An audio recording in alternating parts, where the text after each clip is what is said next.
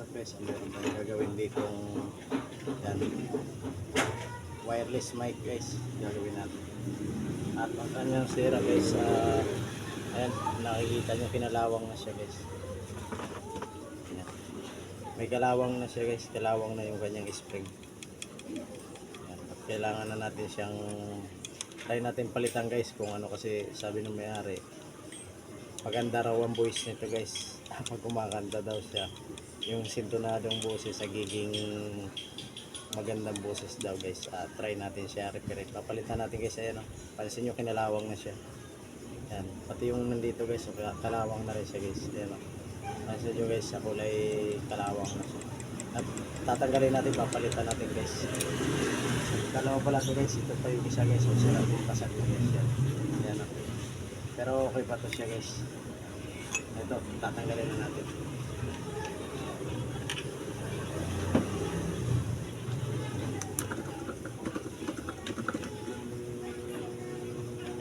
Try natin guys, tanggalin ko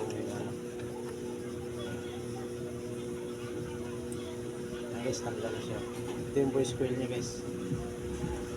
Try natin siyang palitan ng coil na mapapalitan natin.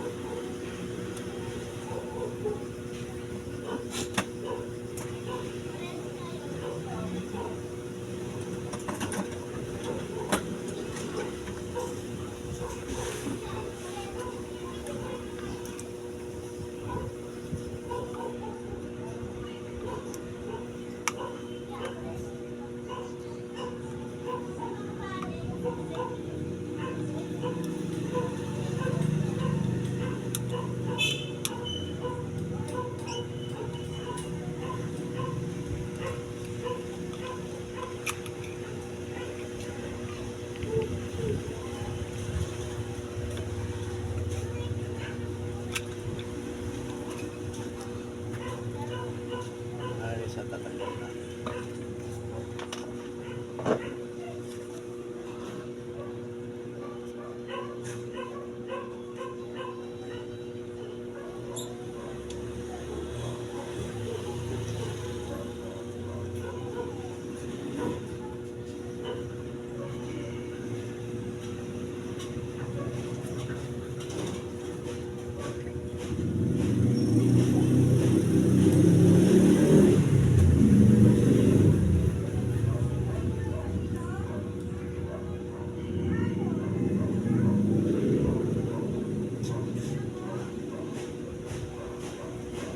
Matigas niya, kasi natatanggal sa matigas.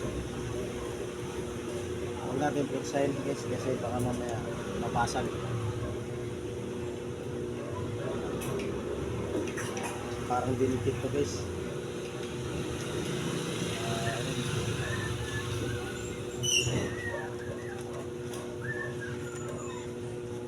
Parang bang dinikit.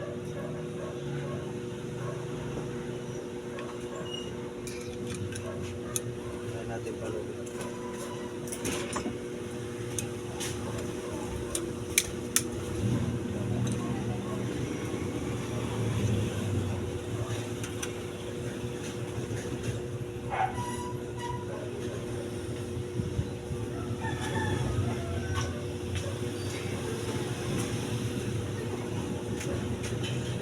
Gagawa ka sa phone?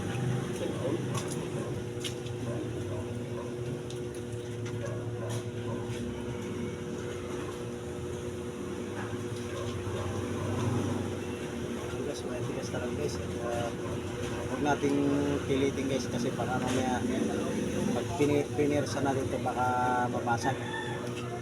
Kaya huwag nating pilitin, kasi baka mabasag guys pag pinilit natin siya. Kasi sobrang tigas talaga yun. Hindi siya kaya. Gawin natin guys,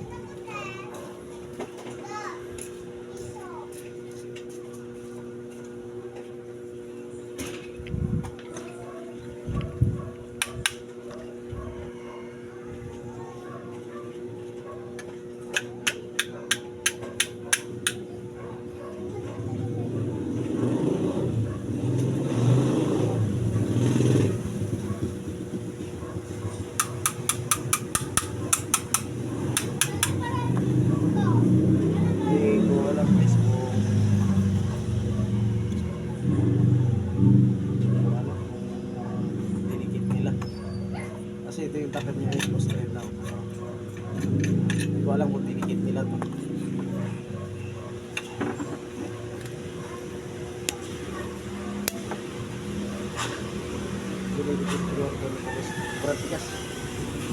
Huwag natin pilitin kasi baka mabasag. Magkaroon tayo ng ilis tayong mabayaran ng customer kasi tayo po magbabayad.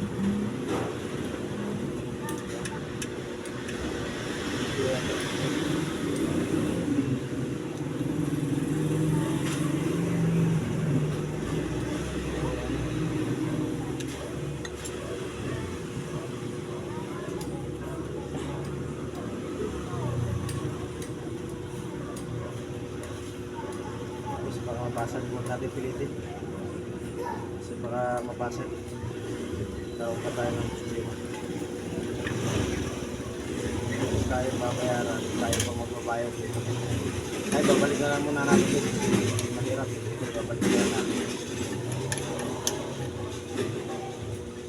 Ito kasi guys, ito dapat ang tatanggalin kaso siguro dinikit nila to kaya mahirap siyang tanggalin. Kaya sa pilitin natin baka tayo pa magbayad, balik na lang natin sa may-ari. At suggest natin bumili na lang siya ng bago. Kasi hindi pwede percent to guys, baka mamaya magkaroon pa tayo ng problema sa may-ari.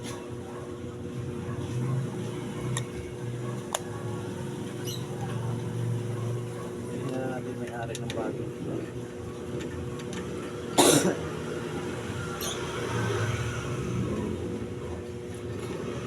Platinum kasi ito guys, ayan o, platinum ang pangalan kaya gusto ng may-ari mabuhok. Kaya kaso ang problema, hindi natin siya mabubuksan kasi ito sobrang tigas guys. Kaya kailangan natin pag pinirsa natin to, mababasag lang to. Ilagyan yata ng pagdikit sa lalim, ilagyan yata ng may-ari ng dikit, kaya mayroon pang kasi. Ito na lang mga guys ang ating ito. Sabi naman ng may-ari, magdadala pa daw siya ng isang ton para umaba.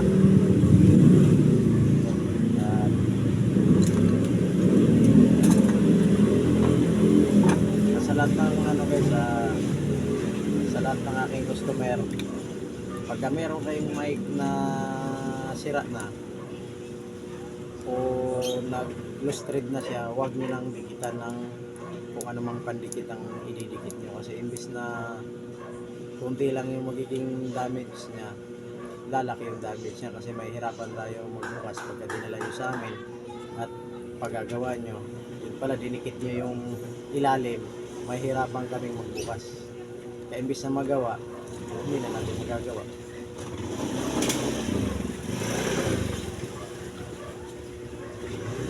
Ayun lang yung tips ko sa mga customer ko. Lahat ng gamit nyo kung may minor kayong nakikita problema, huwag nyo nang dikitan. Kasi pag dinala nyo sa amin yan, mahirapan kaming magbaklas dahil nakadikit na. Bisa kunti lang yung magiging damage, lalaki kasi hindi namin mabubuksan. Excuse me. Ayun lang tips ko sa mga customer ko. Bisa makamino sila ng bayad, lalaki na yun.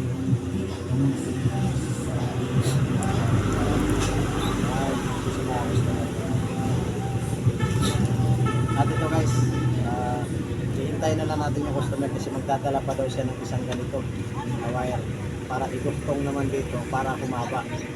Kasi gusto niya mahaba guys, na mahaba na cord ng mic.